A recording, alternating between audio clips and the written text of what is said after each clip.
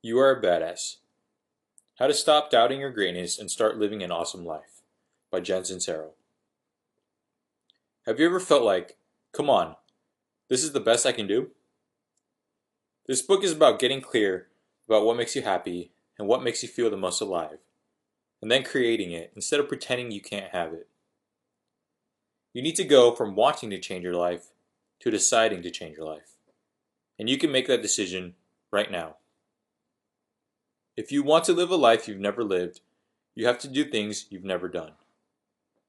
The world needs smart people with huge hearts and creative minds to make their difference in the world. This book is broken up into 5 parts.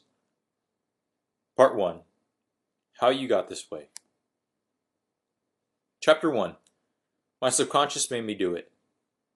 You are a victim of the rules you live by. Jenny Holzer. It's not your fault that you're messed up. It's your fault if you stay messed up. From the moment you could take it in, people started filling you up with a lifetime's worth of beliefs, many of which have nothing to do with who you actually are or what is necessarily true. The main source of this information was your parents, assisted by society at large. When they were raising you, your parents passed on the beliefs they learned from their parents, who learned it from their parents, who learned it from their parents. The problem is, many of these beliefs have nothing to do with who they actually are or what is actually true. Most people are living in an illusion based on someone else's beliefs. We as humans have a conscious mind and a subconscious mind. Most of us are only aware of our conscious minds because that's where we process all our information. Our conscious mind thinks it's in control, but it isn't. Our subconscious mind doesn't think about anything, but is in control. Our subconscious mind contains the blueprint for our lives. It's running the show based on the unfiltered information it gathered when we were kids, otherwise known as our beliefs. Example: you were raised by a father who struggled financially, neglected you because he was always off trying and failing to make a living. You developed the following beliefs. Money equals struggle. Money is unavailable. It's money's fault that I was abandoned by my father. Money sucks and causes pain. You will manifest these subconscious beliefs by staying broke, no matter how hard you consciously try to make money, or by repeatedly making tons of money and then losing it in order to avoid being abandoned. No matter what you say you want, if you've got an underlying subconscious belief that it's going to cause you pain or isn't available to you, you either won't let yourself have it, or you will let yourself have it, but you will be really messed up about it, and then you'll go off and lose it anyway. Chapter 2. The G word. If you want to find the secrets of the universe, think in terms of energy, frequency, and vibration. Nikola Tesla. Albert Einstein said, "Coincidence is God's way of remaining anonymous." Wherever you stand on the God issue, let me just say that this whole improving your life thing is going to be a lot easier if you have an open mind about it. All of us are connected to this limitless power, and most of us aren't using but a fraction of it. The universe is made up of source energy. All energy vibrates at a certain frequency. Vibration attracts vibration. The law of attraction. Focus on that which makes you feel good, and you shall find what makes you feel good. All thoughts will turn into things eventually. In order to truly raise your vibration, you've got to believe that everything you want is available to you. This is about your faith being greater than your fear. Chapter 3. Present as a pigeon. If you are depressed, you are living in the past. If you are anxious, you are living in the future. If you are at peace, you are living in the present. Lao Tzu. The universe has surrounded us with teachers on how to be in the present. Dogs, for example. My friend's dog is so happy to see her every time she walks in the door. You're happy. I'm happy. You're here. I'm here. I love you. Little kids too. Children get so wrapped up in playing and enjoying the present They wouldn't eat or bathe if we didn't make them. They are in the moment. There's fun in the moment. Period. The life you want is right here, right now. Think of it like electricity. Before the invention of the light bulb, most people weren't aware of electricity's existence. It was still here, exactly the same way it is right now, but we hadn't yet woken up to it. Likewise, it's not the things and opportunities we want in life don't exist yet. It's that we're not yet aware of their existence. The more present you are, the more available you are to download ideas and seize opportunity. The more time you spend in the moment, the richer your life will be. Chapter 4. The Big Snooze. Wanting to be someone else is a waste of the person you are. Kurt Cobain. In the self-help community, ego is used to refer to the shadow self, or the false self, or the self that's acting like a weenie, aka the big snooze. Your true self, or your higher self, or your superhero self, is a part of you that operates according to your connection with source energy. However, believing in yourself and taking great leaps of faith is sometimes labeled as irresponsible, or selfish, or insane. This is because watching someone totally go for it can be incredibly upsetting to the person who spent a lifetime building a solid case for why they themselves can't. You create your reality. Chapter 5. Self-perception is a zoo. I'm okay. I'm not okay. Someone in your life. We spend our lives drifting between glimpses of our own infinite glory and the fear that not only are we totally incapable, unworthy, lazy, horrible, but that it's only a matter of time before someone blows the whistle on us. It's just as easy to believe we're awesome as it is to believe that we suck. Don't forget, you are the only you there is and ever will be. Part 2. How to embrace your inner badass. Chapter 6. Love the one you is. If we really love ourselves, everything in our life works. Louise Hay. We're born knowing how to trust our instincts, how to breathe deeply, how to eat only when we're hungry. We know how to play, create, and love without holding back. Then, as we grow and learn from the people around us, we replace many of these primal understandings with negative false beliefs, fear, shame, and self-doubt. At this point, there are two paths. We either settle for mediocrity, or we rise to the occasion, remember how truly mighty we are, and set out to relearn everything we knew at the beginning all over again. A couple of things to remember. Do things you love. We're all busy, but it's the people who make enjoying their lives a priority who enjoy their lives. Appreciate how special you are. There will never be anyone exactly like you. You were given special gifts and talents to share with the world, and even though everybody has special gifts and talents, nobody will use theirs quite the same way you do. Ditch the self-deprecating humor. Our thoughts become our words become our beliefs become our actions become our habits, and our habits become our realities.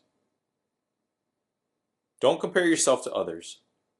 Comparison is the fastest way to take all the fun out of life. It's none of your business what other people are doing. All that matters is that you're enjoying yourself and pleased with what you're creating. You are more than enough. Forgive yourself. You have screwed up in the past. You will screw up again.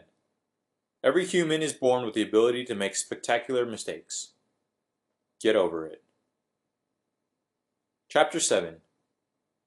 I know you are, but what am I? I'm not offended by all the dumb blonde jokes, because I know I'm not dumb.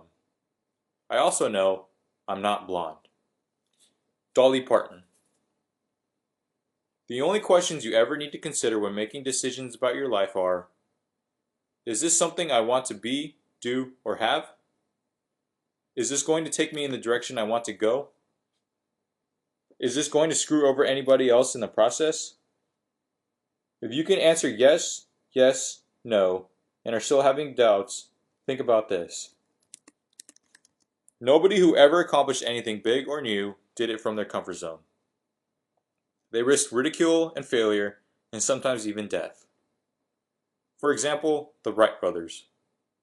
Imagine being their parents or siblings, and the neighborhood finding out that Susan Wright's boys think they can fly. Like, actually fly. Look at how we view them now. You are responsible for what you say and do. You are not responsible for whether or not people freak out about it. What other people think about you has nothing to do with you and everything to do with them. If you base your self-worth on what everyone else thinks of you, you hand all your power over to the other people and become dependent on a source outside of yourself for validation. There is a thing as constructive criticism and constructive complimenting. Whenever you get a compliment or critique, ask yourself, is this true? Can I use this information to better myself and the lives of others? If the answer is yes, commit to making the necessary changes. If the answer is no, as Elsa once said, let it go. Chapter 8.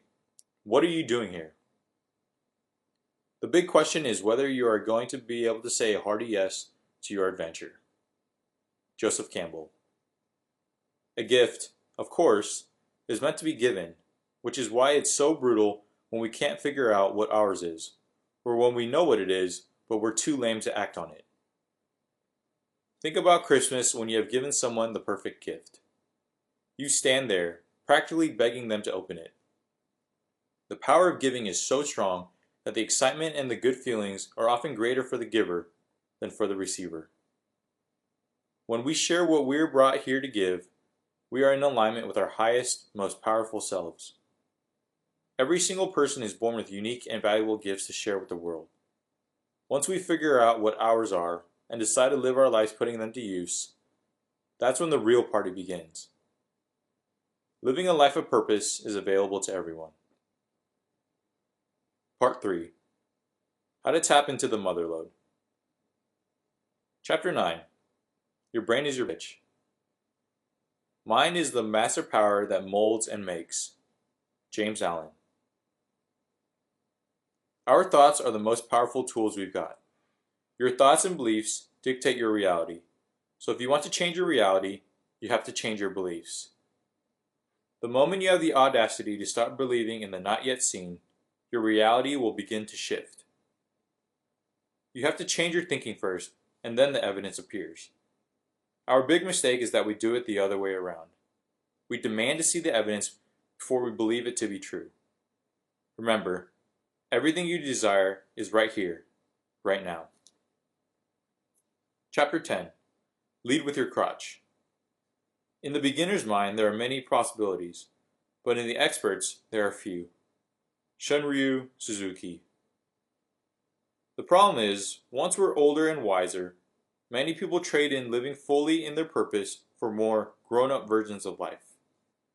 We've brought in this idea that being responsible equals not having fun anymore, that waking up feeling excited about life is for the young, and once we're older, we need to trade that in, settle down, and be more realistic. Instead, I am talking about continuously living our dreams, no matter what stage of life we're in, instead of settling for mediocrity because we don't believe anything else is available or appropriate. We only get to be in our bodies for a limited time. Why not celebrate the journey instead of merely riding it out until it's over? Chapter 11. Forgive or fester. Forgiveness means giving up all hope for a better past. Lily Tomlin. When we're in physical pain, we're usually extremely proactive about figuring out how to make it go away immediately. Because, it hurts. When it comes to our emotional pain, however, we're apparently way more game for seeing how much torture we can endure, wallowing in our guilt, shame, resentment, and self-loathing, sometimes for entire lifetimes.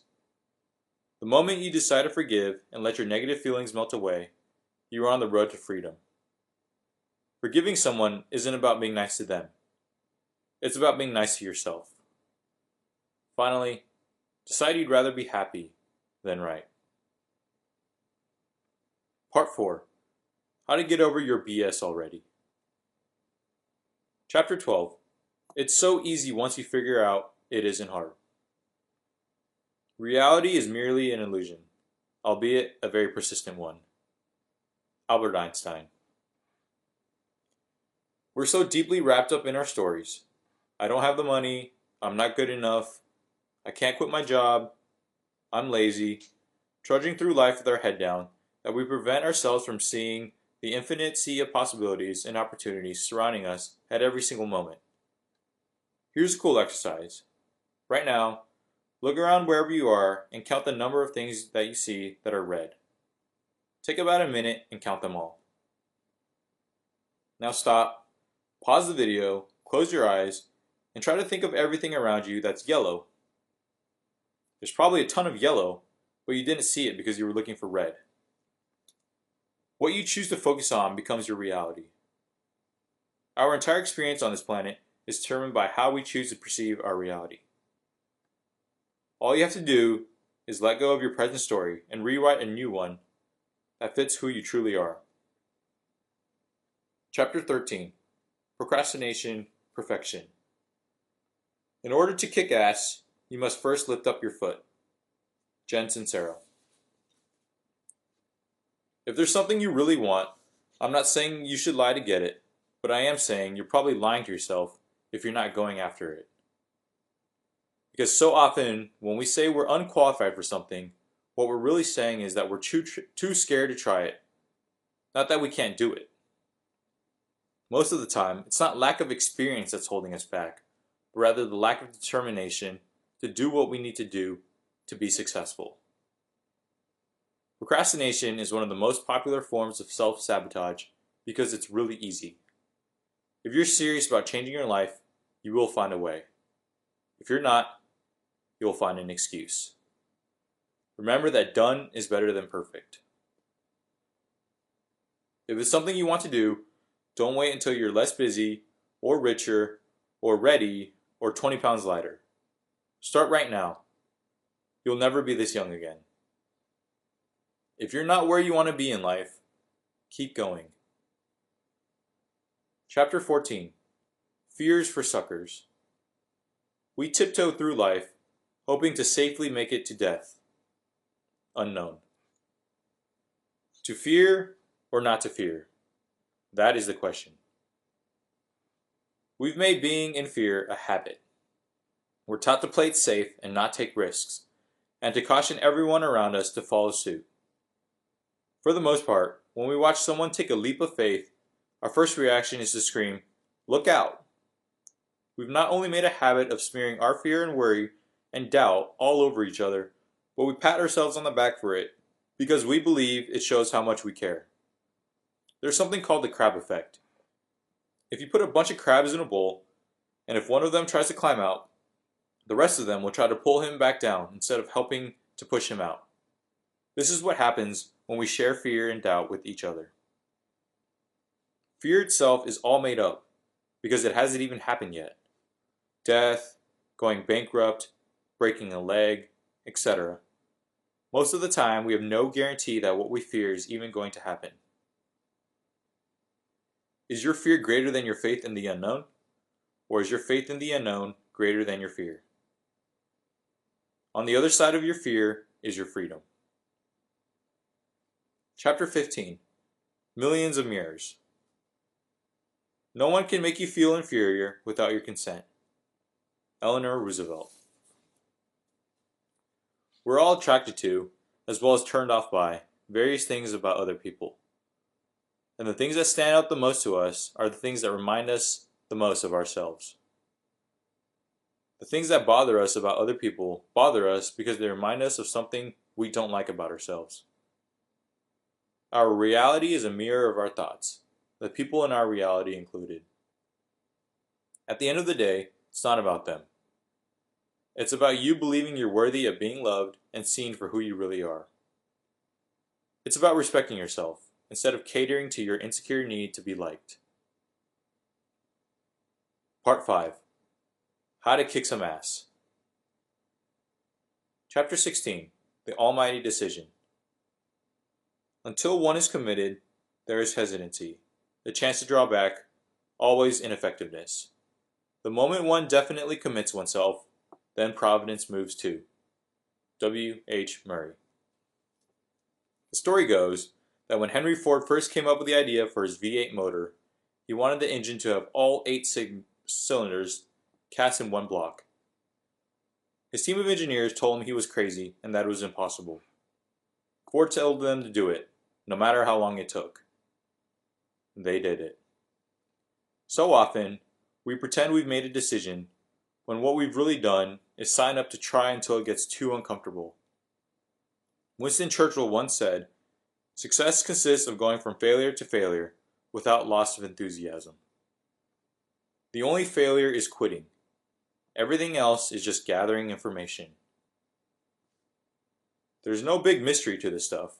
If you want something bad enough and decide that you will get it, you will. You just need to remember that you can do it with anything in your life, even the things you presently think are out of reach. Remember, decisions are not up for negotiation. Chapter 17. Money, your new best friend. I worked for a menial pay, only to learn, dismayed, that any wage I asked of life, life would have willingly paid. Anonymous. When you uplevel your idea of what's possible and decide to really go for it, you open yourself up to the means to accomplish it as well. I'm talking about expanding your beliefs about what is available to you in all areas of your life. Here's the thing. Making money isn't only about the money.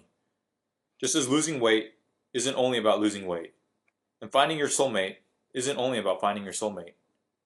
It's about who you become and what you believe is possible for yourself. Some people are born into cushy lives, full of trust funds and connections and opportunities and fancy educations.